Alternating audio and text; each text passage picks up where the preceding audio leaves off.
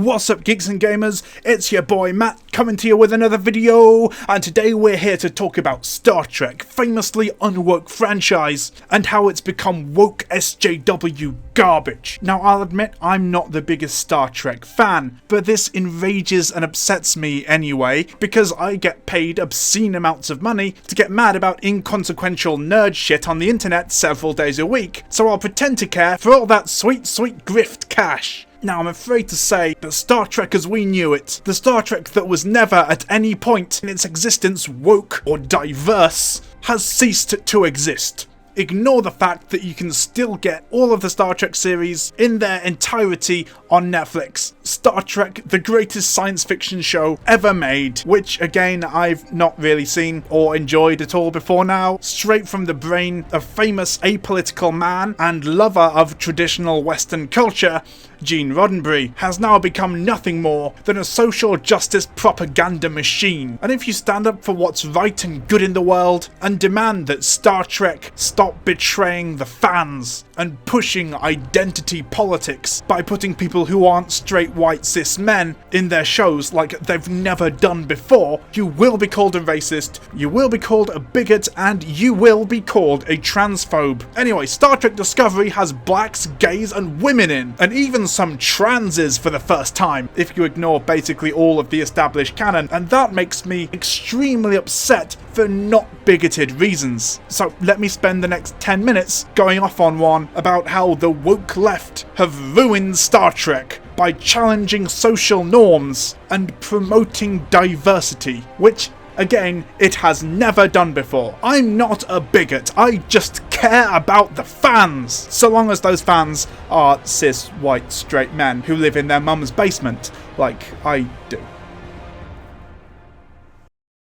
Is it water with the sheep in the box? I know, I thought I was done with this series too, but just as I thought maybe there wasn't any more dumb fuckery to discuss in the reactionary media criticism sphere online, I discovered that these utter fucking dipshits have got it in their heads that Star Trek, the series based in a future post-capitalist, post-scarcity utopia in which humanity has managed to transcend the need for money or nation-states or petty rivalries as well as hatred, bigotry and war, is in some way pro-capitalist or else anti-socialist. I'm a huge Star Trek fan. I recently finished watching season 1 and 2 of Star Trek Discovery, and I'm sorry to say that Star Trek Discovery is so woke, it sucks. Hi everyone, it's Az here from Heel vs. Babyface. Just when you thought Star Trek couldn't fall any lower than it's currently fallen in the last few years with shows like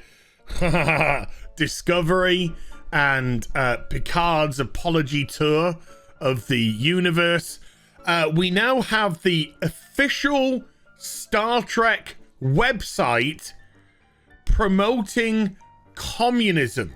I'm just gonna focus on all the wokeness that ruined this show. It's not been very well received among a lot of actual Star Trek fans, you know, people who are watching Next Generation and fans of the, I guess, original show. It's basically because it's very, for lack of a better term, woke. I mean, for a long time, people who've watched Star Trek Discovery have said, okay, so this is, you can tell they're pushing a political agenda. So much so that I actually have no interest in watching Star Trek Discovery, which is too bad because I'm a fan of sci-fi, and, you know, if it weren't for just knowing I would have politics shoved down my throat, I might be interested in it. But there is an actually non-binary character on Star Trek. I think to start with, the biggest crime is in the casting. I think they were casting according to filling a quota in order to look woke. As its genius creator once stated, Discovery is less of an artistic endeavour and more of a platform for political and ideological messaging. I mean, really, how can you not enjoy a show like that? So today I'm going to talk about how not only Star Trek but sci-fi in general is incredibly, intensely political, always has been and always should be. In France, like America, the flying saucer mystery makes headlines. A young Frenchman photographed this flying saucer, or is it? from a mountainside in central France. The most recent focus of the go woke, go broke crowd, at least at the time of writing, is Star Trek, so let's briefly talk about why that's fucking ridiculous. Star Trek is one of the highest grossing franchises of all time, beginning with the original series in 1966. It now encompasses 9 different series, including the animated series, a horrifying feat of 1970s animation featuring mostly close-up Kirk due to budget constraints. Discovery, an action-packed mushroom-fueled adventure which is making people upset by including, just checking my notes here, including people, got it. And of course Deep Space Nine, the greatest series ever made, and I will be taking appointments for anyone who wants to fight me on that. Star Trek the original series is a fascinating part of history, being honestly rather confusingly significant for a TV show that features early Doctor Who level special effects, from the invention of slash fiction, the demonstration of the power of fans to effect real change, to a champion for diversity shown in the civil rights era of America. This was a show that had a black African woman as a prominent, important, and respected, basically essential, high-ranking person on the bridge, who others looked to for information extremely regularly, alongside a Japanese man, not long after Japanese people were literally kept in internment camps and nuked by the US military, as well as a Russian,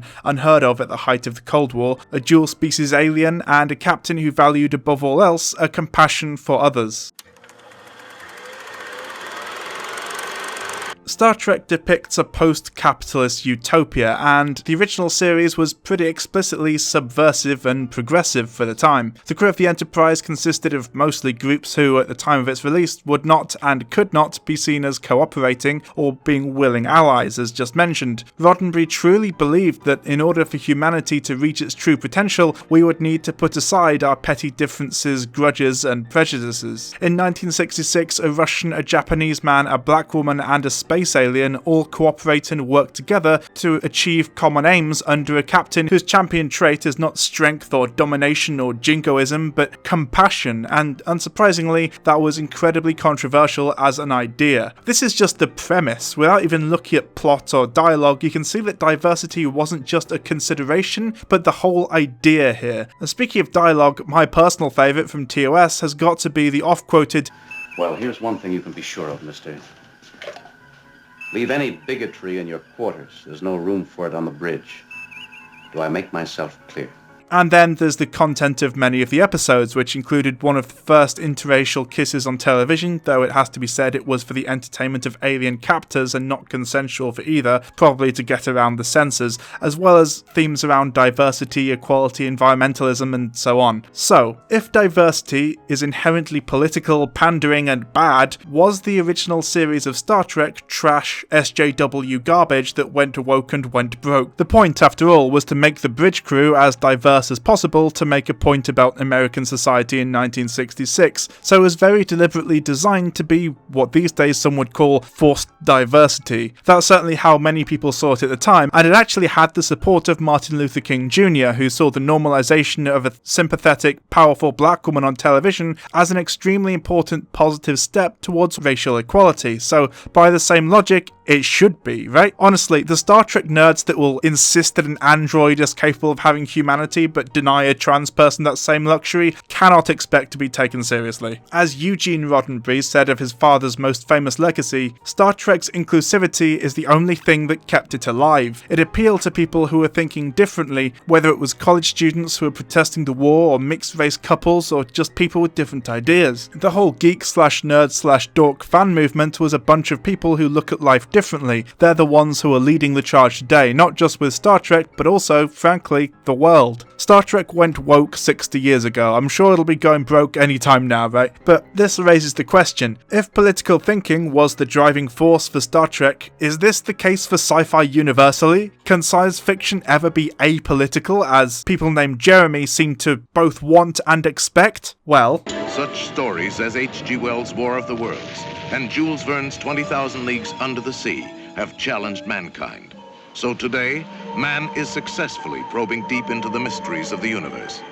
Can he penetrate the greatest mystery of all, time itself? What is science fiction? This is a question with a number of answers, but the one I like to use is speculative, imaginative fiction, usually involving science. There are some who would claim that it has to be set in the future, which is an extremely bad standard to adhere to, because that would make something like Cowboys and Aliens a movie that involves, well, aliens in the Wild West, and even technically Star Wars, not sci-fi. So what do I mean by speculative fiction? Well, basically it's a result of asking the question, what if? There's a lot more to it than that, and one would need to discuss Harlan Ellison in quite some depth to really nail it down, but for now, that's what we're going with. What I do want to do is to impart the following information. Science fiction has, throughout its history, primarily existed to explore and discuss big philosophical questions of the day, and to speculate about what certain aspects or features of our society might say about us or the world in which we live, and how this might change going forward. Charlie Brooker's Black Mirror is excellent at this, taking aim at current trends or technologies and very slightly exaggerating them in order to criticise or speculate about how they might evolve in the future. But for a more classic example, take H.G. Wells' The Time Machine, which is pretty explicitly a cautionary tale about class dynamics and exploitation, as Wells speculates that if trends continue, the upper classes will over time become like children with little empathy or awareness of the world around them, and the workers become thoughtless, brutish monsters lashed into slavery, producing goods that neither group needs or understands, both sides trapped within their respective worlds, unable to escape or seemingly to change. For these examples and many more, ultimately the purpose is to make the audience think about the real world through engagement with the fictional. So we must therefore ask, is the point of such media not to push boundaries constantly and to ask the hard questions society often shies away from? To use fiction and allegory to discuss and comment upon that which is often too taboo to do so openly? This is why Star Trek and other science fiction is often at the forefront of cultural and social change. It dares, and some would say it exists, to ask the questions no one else can or will. The main question at the centre of Star Trek is, quite simply, what if humanity unites, overcomes our petty differences and explores the stars? And the rest of it either results from or expands upon this central premise. After all, if we manage to end racism, bigotry, hunger, war, poverty and so on, why shouldn't there be a black woman, a Japanese man and a Russian on our spaceships, united in harmony and working towards a common goal? Why not go further and make peace with alien species? And therefore, in our current society, where racial issues are still prevalent throughout decades of discourse and social movements, it's not as shocking or taboo to talk about race. However, over that same length of time, LGBTQ+ issues, and especially trans issues, have taken over and become the dominant wedge issue of popular discourse. It does make sense that portraying a society that has done away with petty prejudices over gender or sexuality might take the place of, or be as controversial as, portraying a racially diverse future would have been in the 60s, and just like it did there, it's opening up dialogue and exploring what the current civil rights discourse says about us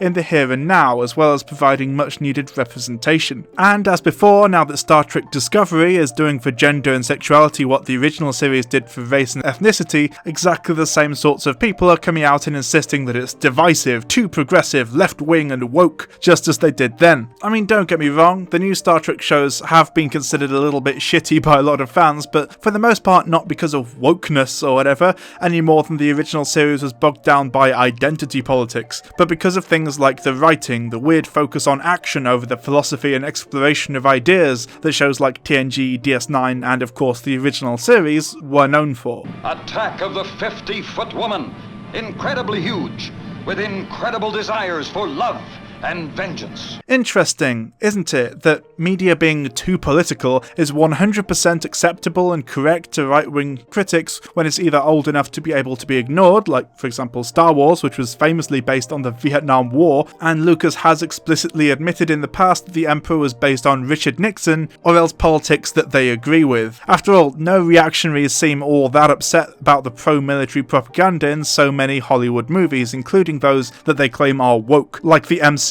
for example. Well, since we're on the same team,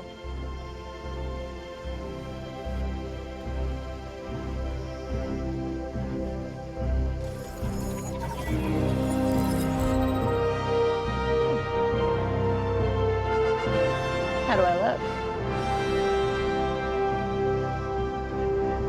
Fresh. but it's there and inarguably much more harmful than black people and women being in Star Wars, at least if you have a decent grasp on perspective. But as most of these people are conservative, though they claim to be apolitical a lot of the time, it becomes very clear that they only complain about the left, and some even have separate politics channels where they support right-wing politics more explicitly, and are generally pro-military and pro-imperialism, at least implicitly. They tend not to go too hard on Captain Marvel for being obvious military propaganda, focusing instead on the fact that Captain Marvel is a woman, though if you accused them of sexism, they'd probably send you a wall of text trying to explain that they're not sexist, they just so happen to despise specific women, as well as all female representation in movies, and act exactly the same way a sexist would, which is different somehow, because their understanding of sexism begins and ends with, I do not literally despise all women, therefore I can't be sexist, in much the same way as when Geeks and Gamers was called out by Zack Snyder, they went out of their way to show just how many black friends and colleagues they had. And yet, all of a sudden, when a movie like The Last Jedi goes out of its way to criticize the military-industrial complex, and weapons dealing in specific, they're hyper-aware of it, calling it left-wing anti-capitalist propaganda or something. Funny that, a movie that idolizes and venerates the military isn't considered pro-military propaganda, but any movie that has the temerity to suggest that maybe war is bad is demonized as anti-military propaganda. So what's the difference here? Well, in a word, ideology. It's a well-known fact that most people on the right and a lot in the centre of the political spectrum are simply unable or unwilling to accept that something like Iron Man, or other parts of the MCU to be fair, is political or driven by some kind of ideology, despite the fact that they pretty explicitly advocate for imperialism, capitalism, neoliberalism, etc. I mean, just look at the villains for fuck's sake, they're always the ones opposing the military, US exceptionalism, imperialism and wealth inequality, for the simple reason that the ideology they represent is the dominant one, and so when Captain Marvel stops in its tracks to praise the US Air Force, or Iron Man descends into a Randian fever dream. You want my property? You can't have it, but I did you a big favor. I have successfully privatized world peace. That's not ideology, that's just normal. Advocacy for or creating propaganda in support of the dominant ideology can't possibly be political, but advocacy against or criticism of it, that definitely is. Look mum, they're making Star Wars woke and political now by putting a woman Jedi in it. Not like the good old days when the movies were created as a specific allegory for and criticism of contemporary geopolitical conflicts. So, when it comes to stuff they really like, they can't really acknowledge that it openly supported left-wing or anti-capitalist ideas, or in some cases even that it was political at all, because that would mean that they're massive hypocrites who actually do like political art, just only when it agrees with them or is no longer relevant. Like, yes, okay, sure, the original Star Wars may have been an allegory about the Vietnam War, but it's barely noticeable, and everyone already knows that Vietnam was a huge mistake anyway, right? Ignoring the fact that at the time this allegory was much more significant and noticeable, and also the idea that the Vietnam War was universally accepted to be negative is simply not true, at least at the time. It's like with MLK and civil rights movement. At the time he was hated by a majority of white people and seen as an extremist and a terrorist, but looking back on it now, we as a society seem to just cling to the idea that actually most white people supported MLK, it was just the evil, bad, racist ones who were in the minority who didn't, despite the fact that statistics from the time are very clear on this subject. By now, everyone has probably seen this clip. You did something very interesting with Star Wars, if you think about it. The good guys are the rebels. They're using asymmetric warfare against a highly organized empire. I think we call those guys terrorists today. We call them Mujahideen, we call them Al-Qaeda. When I did it, they were Viet Cong. Exactly. So were you thinking of that at the time? Yes. So it was a very anti-authoritarian, very kind of 60s against the man kind of thing, nested deep inside of a fantasy. Or a colonial, you know, we're fighting the largest empire in the world. Right. And we're just a bunch of hayseeds in coonskin hats who don't know nothing. That's right. And it was the same thing with the Vietnamese. Yep. The irony of that one is in both of those, the little guys won. Right. And the big, highly technical empire, the English Empire, right? The English Empire, the American Empire, lost. Yeah. That was the whole point. But that's a classic us not profiting from the lesson of history, because you look at the inception of this country, and it's a very noble fight of the underdog against the massive empire. You look at the situation now, where America is so proud of being the biggest economy, the most powerful military force on the planet. It's become the empire from the perspective of a lot of people around the world. It was the empire during the Vietnam War. But we never learned, from England or Rome or, a dozen other empires that went on for hundreds of years or sometimes thousands of years. We never got it. We never said, well, wait, this isn't the right thing to do. And we're still struggling with it. And they fall because of failure of leadership or government often. And Mostly you have a great line, which is, so this is how liberty dies. We're in the middle of it right now. To thunderous applause. Exactly. It was a condemnation of populism in a science fiction context. That's a theme that runs all the way through Star Wars. But realistically, everyone should be able to tell that Star Wars, like most sci-fi, is and always has been explicitly political. Lucas has historically been very open about his influences and has directly compared his work to modern and historical political people and events. The dude said that the Emperor was Nixon, the rebels were the Viet Cong, and Palpatine and Vader are comparable to Bush and Cheney, for fuck's sake. From what we can tell about Lucas's politics, he seems to be fairly decidedly liberal, though, of course, as a billionaire, it's difficult to claim that he's some kind of radical leftist. During the 2008 election, he made contribution to Obama's election campaign and has spoken out about the dangers of lobbying and the undue influence big business has over government, saying, "I grew up in the 60s, I grew up in San Francisco, and so I'm informed in a certain kind of way about, believing in democracy and believing in America, and I'm a very ardent patriot, but I'm also a very ardent believer in democracy, not capitalist democracy, and I do not believe that the rich should be able to buy the government, and that's just the way I feel." To be honest, he seems just like a guy who was pretty left-wing in his youth, made a lot of subversive art, and then accidentally became very wealthy, and kind of just went down the establishment liberalism route, which is disappointing but understandable. It's at least a little better than what happened to Johnny Rotten anyway. Do I buy Country Life butter because it's British? Do I buy Country Life because I yearn for the British countryside? Or because it's made only from British milk? Nah, I buy Country Life because I think it tastes the best. It's not about Great Britain, it's about great butter.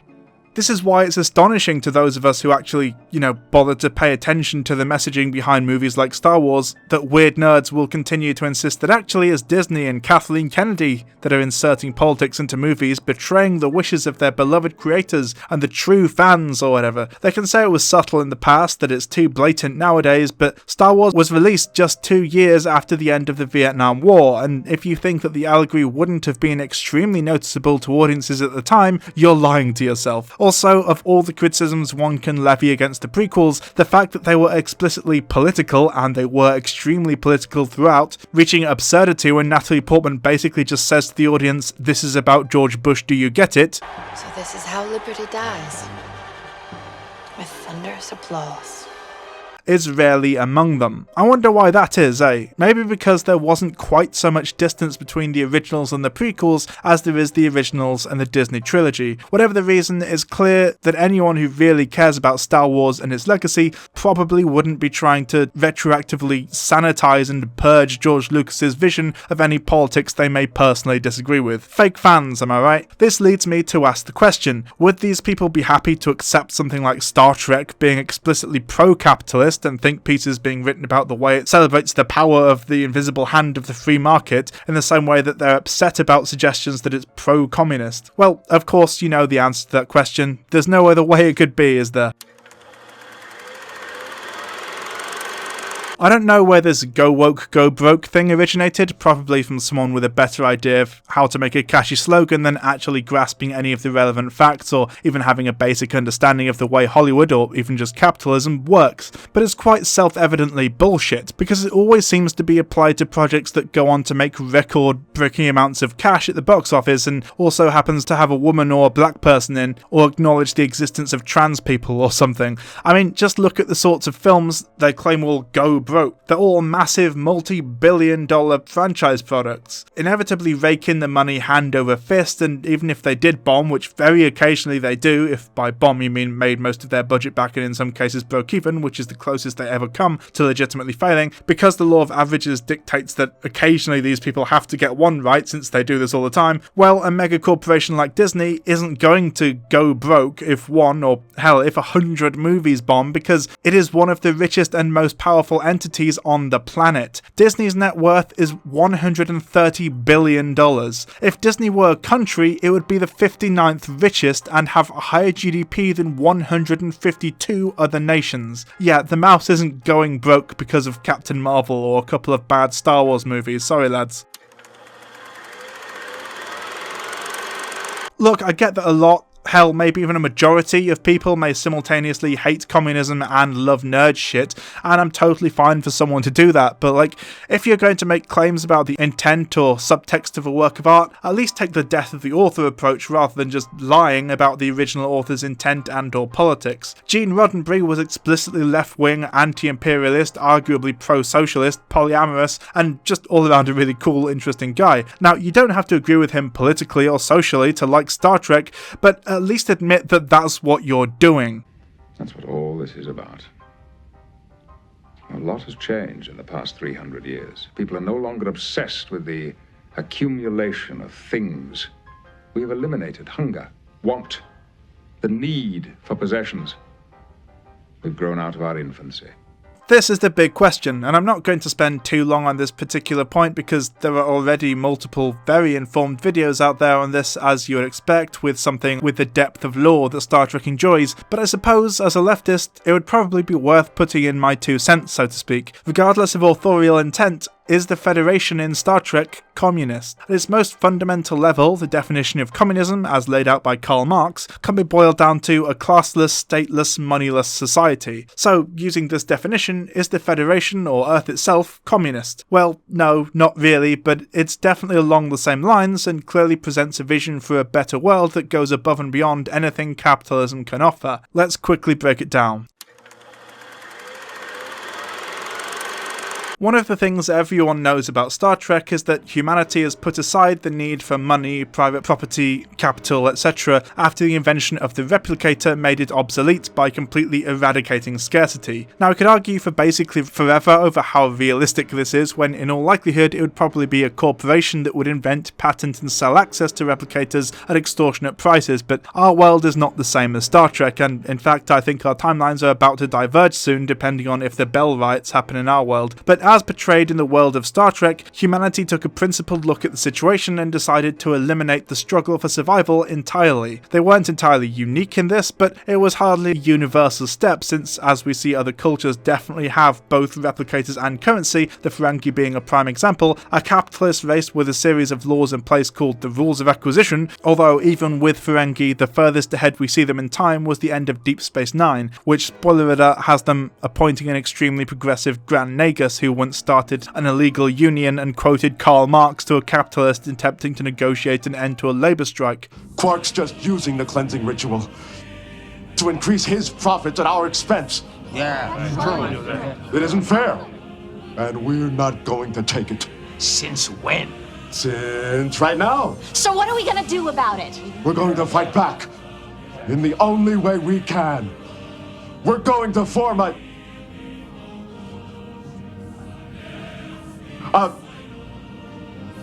what? We're going to form a union. A union, huh? Good for you. You know about unions?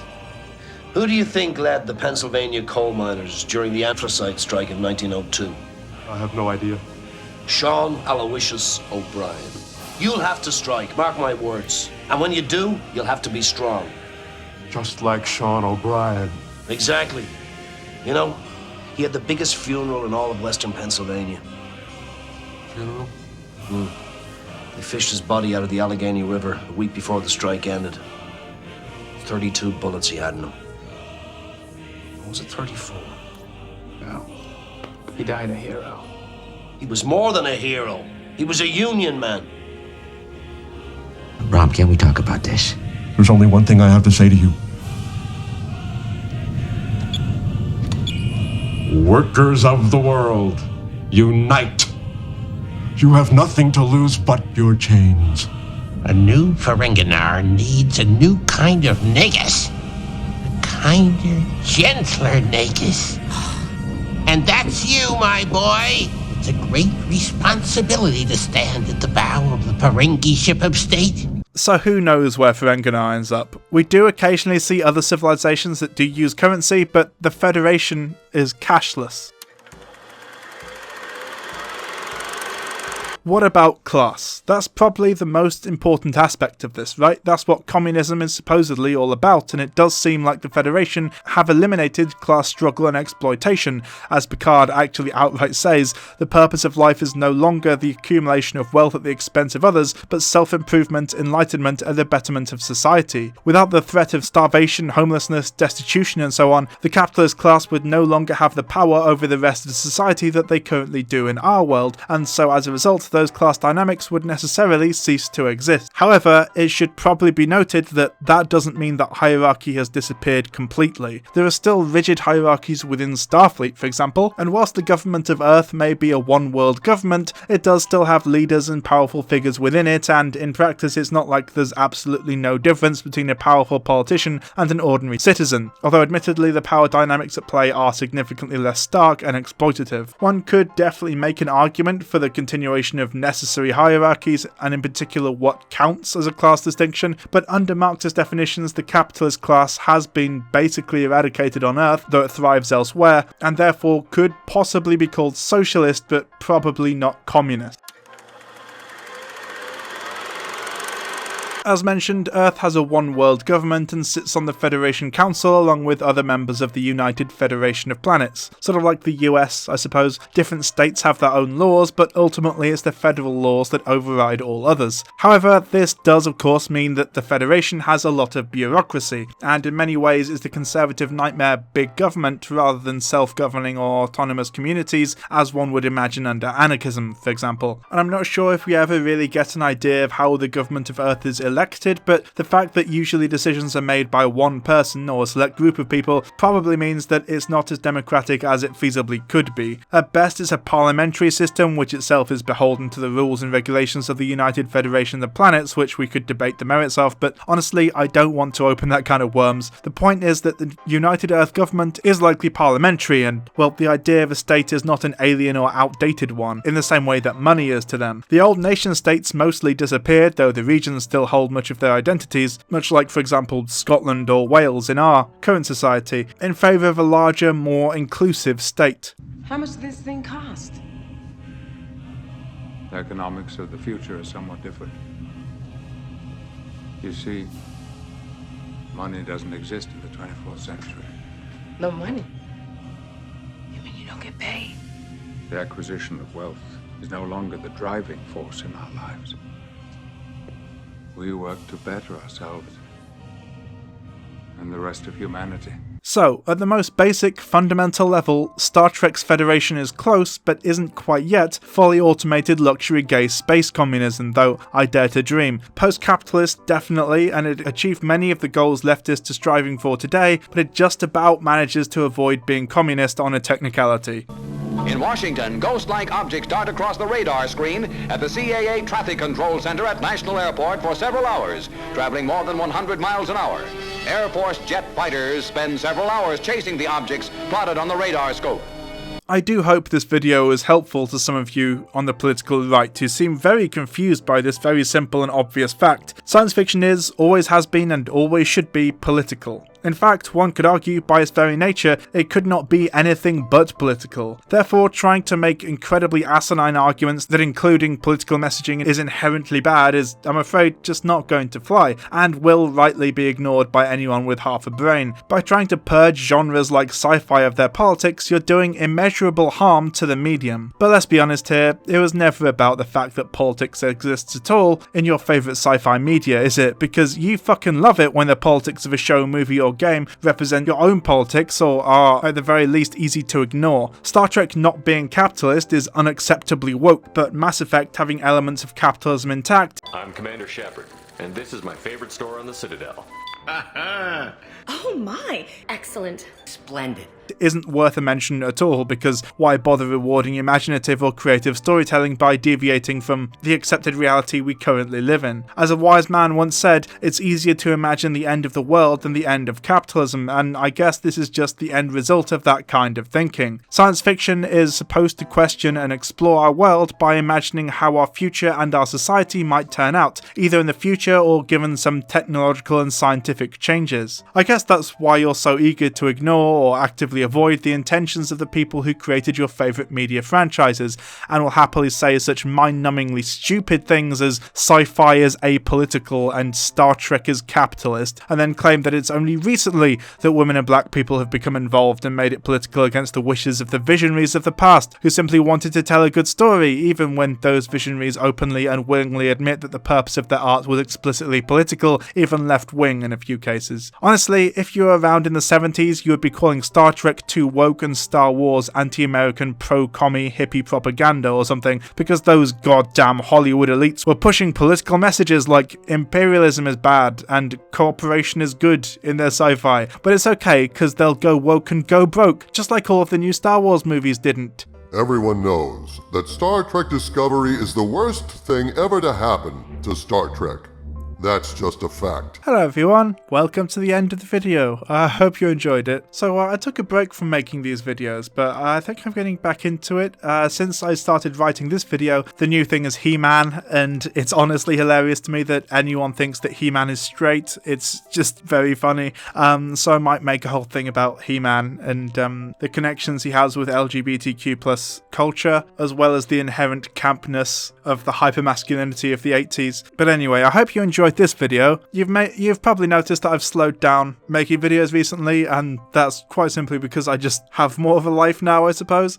So I'm working full time, and now things are opening back up again. I have more of a social life. This is still my main hobby, and I still do love making videos, so I'm still going to be doing that for the foreseeable future. But yeah, it might be taking a bit longer to write each one going forward. So this video actually was inspired by that one heel versus babyface video, which came out just after I'd finished binging Deep Space Nine, which I hadn't seen before. It came on Netflix, and while writing this video, I did actually go on to watch quite a bit of the original series with my partner, and honestly it's held up really well, and it is just astonishing to think that anyone would look at Star Trek the original series and think that it was anything but left-wing, even in some cases by our standards, though obviously some of it's aged better than other bits. But anyway, that's enough of me rambling. You know why we're here by now. This is the credits bit where I get to thank all of my patrons. So, thank you to everyone whose name is on the screen right now. If you want to join them, there will be a link in the description. To join my Patreon, you can also send me a one-off tip if you want. Just chuck something in the tip jar on my Coffee page. Or even if you wanted to, you can buy Sheep in the Box merch. I've decided to keep the Pride merch on the store because I just really like the art. So that'll pretty much always be available until I guess I decide to move it. If you do so, you can get your name in the credits here. If you donate more than $5, you actually get behind the scenes little extras. So you get video scripts quite early, basically when they're done, and sometimes before they're done. For this video, I actually uploaded the second to last draft of this video because I went through and did one final draft before recording. So I guess you get the unreleased versions of videos. You also get videos a day or so early as well. I upload them to Patreon the day before they actually go live. That's video essays. But if you donate $2 or more, I'll actually read your name out at the end of the credits. So today I'd especially like to thank Elise the Mighty She-Beast, Aride, Bryden Beck, Chris Ragnacci, Nanza Kambe. Next we have Brian, Polite Pigeon, Stacey Solano, The Bulk, Tom Newport, Arno Magnus Narang, Orban, Oft Wears Hats, and everyone who's donated or sent money to me, especially people who've bought the merch, because I'm actually quite excited about the fact that I have merch, and I've considered buying some of them myself, but I don't know, that seems a bit pathetic to buy your own merch. I don't know, maybe it's perfectly normal. Anyway, I hope you enjoyed the video, and I'll stop rambling now. Have a good one. Bye!